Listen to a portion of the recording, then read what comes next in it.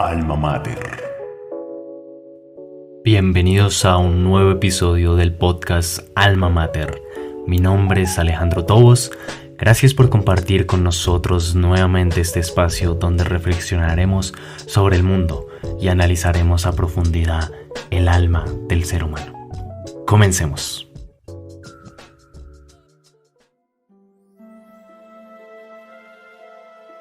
Hace más de 50 años, Richard Nixon declaró públicamente enemigo número 1 de Estados Unidos a las drogas y su consumo,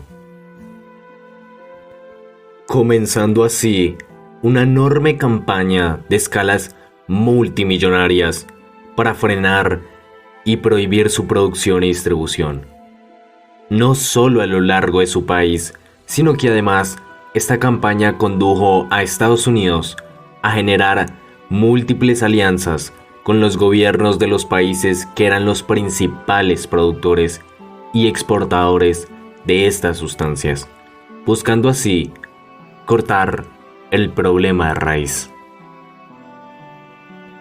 No obstante, esta nueva Inquisición, respaldada por el gigante del norte, únicamente ha provocado en su vertiginosa carrera de prohibición que surjan problemas alternos que desgarran profundamente la sociedad, especialmente las comunidades latinoamericanas.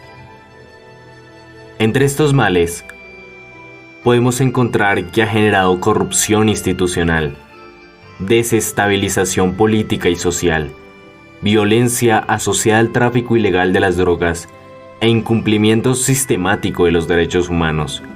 Una guerra que a su paso ha desangrado las sociedades latinoamericanas, promoviendo una ola de violencia impresionante por el espectro del prohibicionismo. Una ola que curiosamente se encuentra ampliamente alejada de una relación directa por el consumo de estas. La premisa que Nixon impuso era clara: sin drogas no habrían problemas.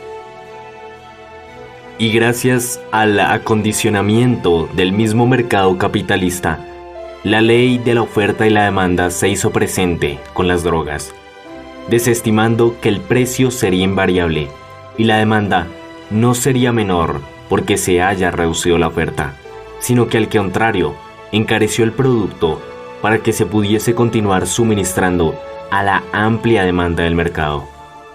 Convirtió el expendio de drogas en un negocio lucrativo y debido a su ilegalidad, el gobierno no podía establecer las reglas con las que se jugaban en este negocio manejado por bandas y carteles de narcotraficantes, quienes se hacían del poder a través del uso de la fuerza.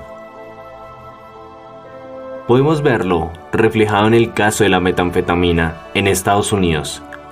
Allí se cortaron y restringieron los accesos de los productos bases para la elaboración de esta droga, provocando que grandes fábricas cerrasen inmediatamente. Sin embargo, esto permitió que la producción se extrapolara masivamente a productores caseros con una propagación mucho más extensa a lo largo del país, los cuales utilizaban las mismas sustancias u otras similares que no estuvieran reglamentadas para continuar con la producción, provocando que la nueva meta fuese mucho más letal que antes. Ante este nuevo problema, muchos estados decidieron restringir todavía más el acceso a muchas otras sustancias, lo que temporalmente disminuyó su producción casera. Pero la demanda era fuerte y no se redujo el suministro a los consumidores, ya que aparecieron nuevos productores en el camino. Los carteles mexicanos ocuparon el lugar altamente solicitado como productores y distribuidores de la droga. Y gracias a su extenso bagaje y experiencia en el mercado del narcotráfico, la meta que ofrecían era de mejor calidad que la anterior, y lograron distribuir en mayor cantidad la sustancia que ahora era más potente y pura. logrando de este modo que los estándares de víctimas adictas a esta droga incrementaran en número y en fatalidad. Las materias primas para la elaboración de las drogas son de fácil acceso y es factiblemente imposible controlar todas las fuentes, por lo que la demanda no va a disminuir, ni tampoco el suministro de la droga. Una guerra improductiva que, pese a los enormes presupuestos de dólares que derrocha año tras año, no tiene un impacto social eficaz. El argumento más prostituido en la historia de la humanidad es que esta guerra se enfoca principalmente para que los menores no consuman.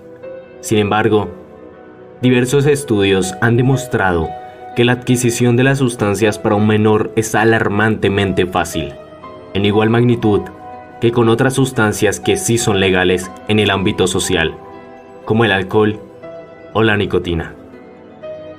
Además, este argumento es inválido para repeler la legalización y regulación de las drogas, ya que realmente ningún productor ni defensor de las drogas quiere realmente que los menores salgan perjudicados.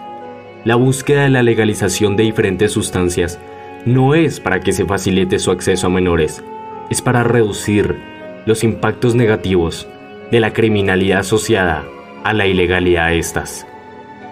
Ningún defensor de la legalización quiere ni se le pasa mínimamente por la cabeza que un elemento esencial en esta propuesta sea la adquisición de las drogas por parte de menores, ya que nadie quiere en su sano juicio perjudicarlos.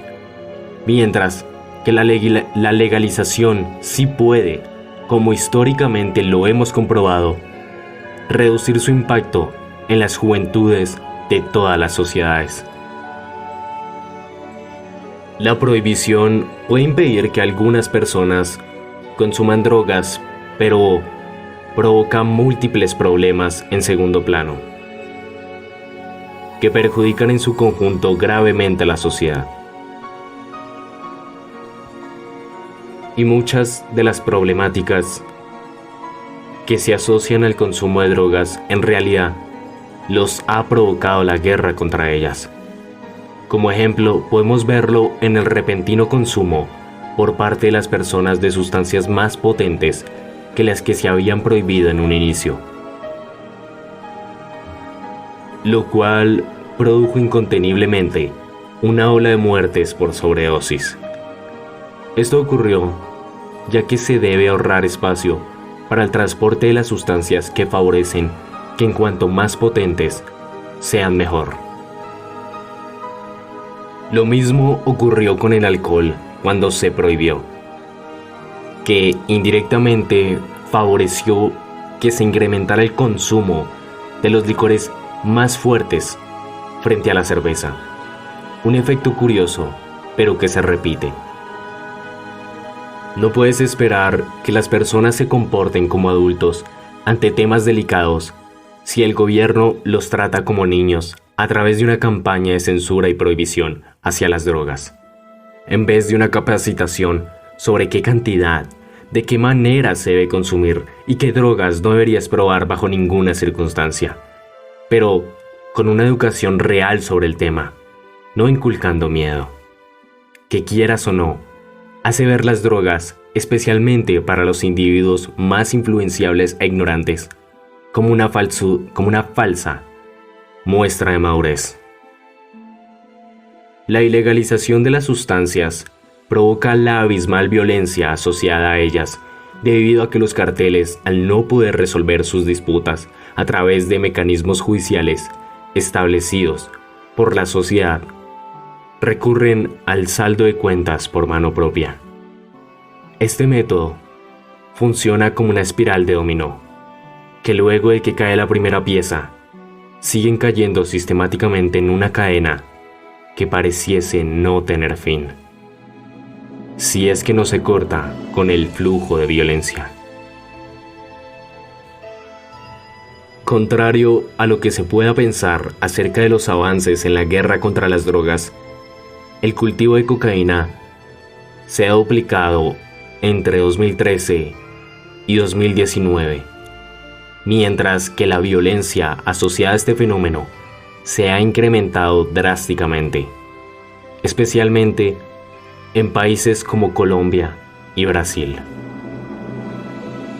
En la década de los 80, en Suiza, hubo una fuerte epidemia de salud pública debido al alto consumo de heroína, que a su vez, por las pésimas condiciones de higiene de los consumidores, produjo que el VIH también se disparara notoriamente, auspiciado por situaciones como que las jeringas que usaban para inyectarse se reutilizaban en varias personas adictas. Esto produjo que a su vez bastante inseguridad en las calles se reproduciera rápidamente, con una elevación en los índices de criminalidad y prostitución. Las autoridades, al ver que sus acciones tradicionales no generaban el efecto que esperaban, decidieron aplicar otras estrategias. Construyeron centros de acopio de adictos y suministro regulado de heroína que funcionaban prestando el servicio gratuitamente, donde atendían a los consumidores. Se les proporcionaba heroína de alta calidad, jeringas esterilizadas y nuevas, junto con habitaciones adecuadas para inyectarse sin sufrir riesgos de salud, incorporadas con duchas, camas y supervisión médica. Centros especializados en el tratamiento de estas personas que trabajaban conjuntamente con trabajadores sociales que colaboraban a los consumidores con alojamiento, reincorporación a la sociedad y vinculación a trabajos. Este sistema redujo enormemente los índices de criminalidad que antes estaban por las nubes e impulsó a que el 66% de los pacientes de estos centros obtuvieran un trabajo estable, ya que con la ayuda profesional pudieron dedicarse a mejorar en sus problemas de adicción y no en intentar sobrevivir el día a día mientras buscaban por todos los medios la manera de financiar su adicción.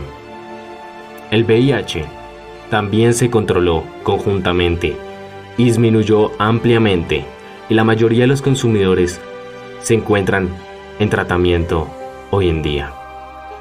El éxito en la implementación de estrategias para la regulación y ayuda de los adictos fue todo un triunfo. Los delitos asociados a esta epidemia de drogas se redujeron drásticamente, al igual que la prostitución y los crímenes por la distribución ilegal.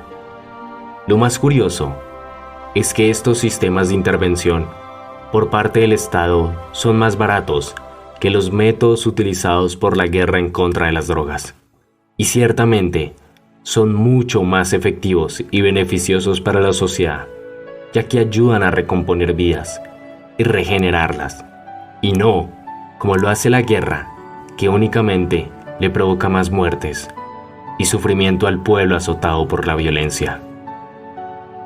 El idílico objetivo que profesan las políticas prohibicionistas es inalcanzable, insostenible por el alto costo que corresponde su implementación, ineficaz.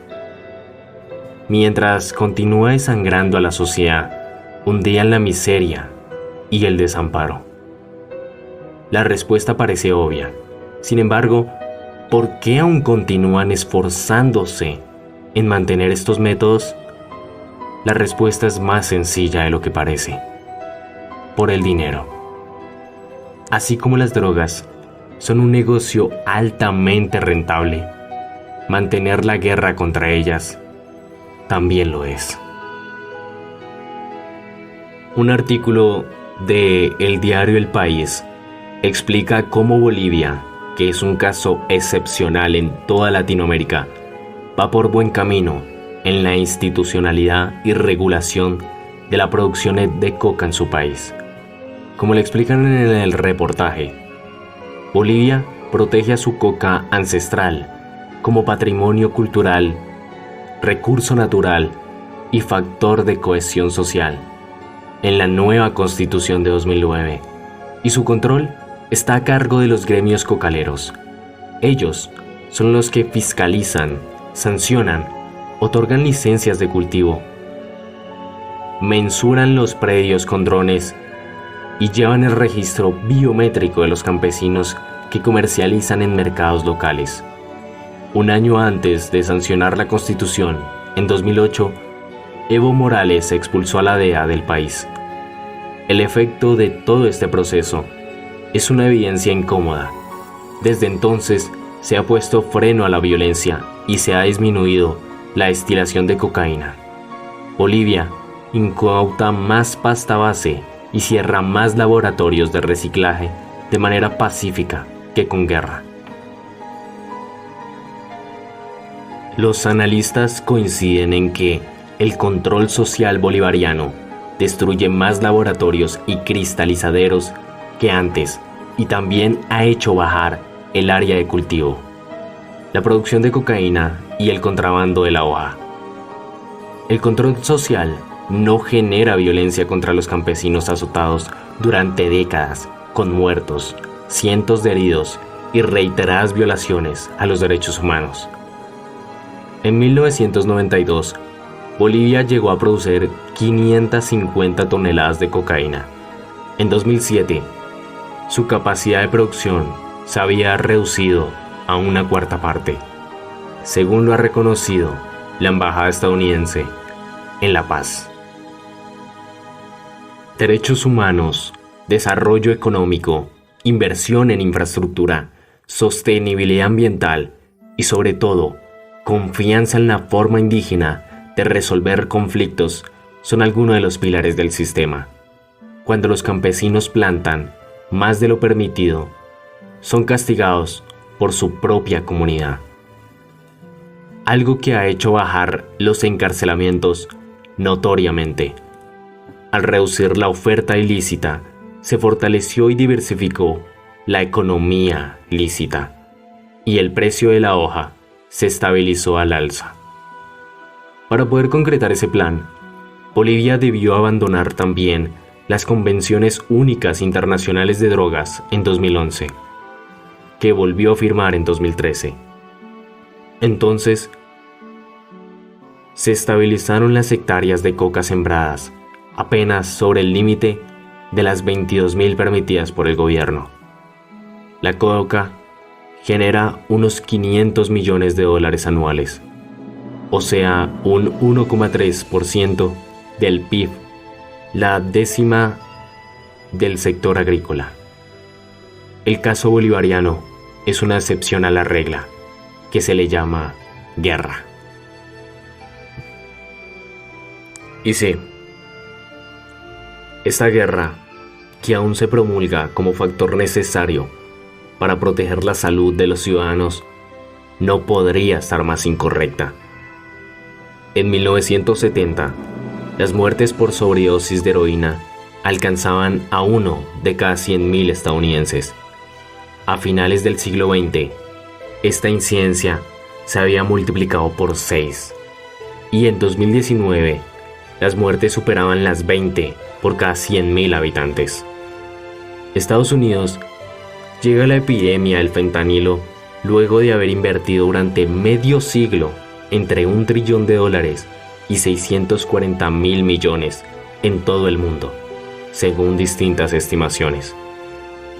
A final de cuentas, solo un idiota continúa haciendo lo mismo, esperando resultados diferentes.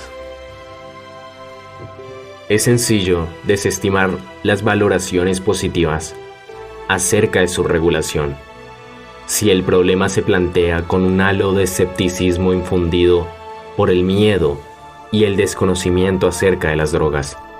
La perspectiva social y política inexacta acerca de este tema provoca que se busquen métodos para su solución basados en prejuicios y no en datos, no en hechos, no en pruebas, sino en miedo.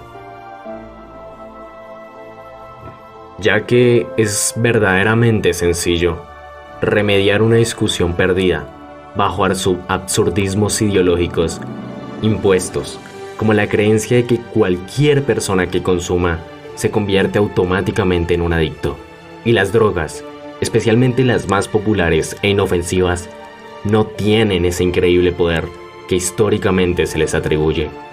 Tenemos que comprender que, como pasa en el caso de la depresión o la obesidad, el factor principal para que esa situación se vuelva un vicio depende fundamentalmente de la persona más que de la sustancia, ya que se tiene la idea errónea de que una persona exitosa cae en la miseria luego de consumir, y es mayormente al revés. Una persona desgraciada, que al ojo público es aparentemente exitosa, busca una salida a su vacío interno en las drogas, como en otros casos lo pueden ser el aislamiento, como en la depresión, o el consumo desmedido de comida, en la obesidad o en el alcoholismo. Y ya que estas sustancias alucinógenas distorsionan la percepción del mundo, logran abstraer a la persona momentáneamente de la realidad, lo que provoca que caiga en una dependencia perjudicial. Pero recuerden que aquí el problema ya existía y era la misma persona. El mundo prefiere continuar en un círculo vicioso de negacionismo para no estrellarse con la cruda realidad. Y es que la guerra contra las drogas es una guerra perdida que nunca comenzó.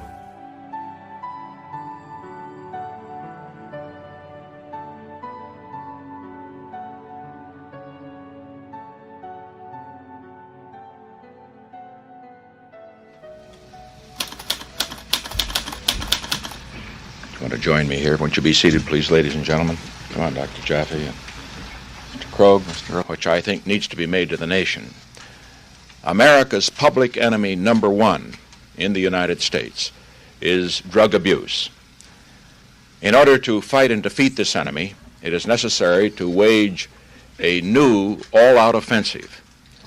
I have asked the Congress to provide the legislative authority and the funds to fuel this kind of an offensive. This will be a worldwide offensive, dealing with the problems of sources of supply as well as Americans who may be stationed abroad, wherever they are.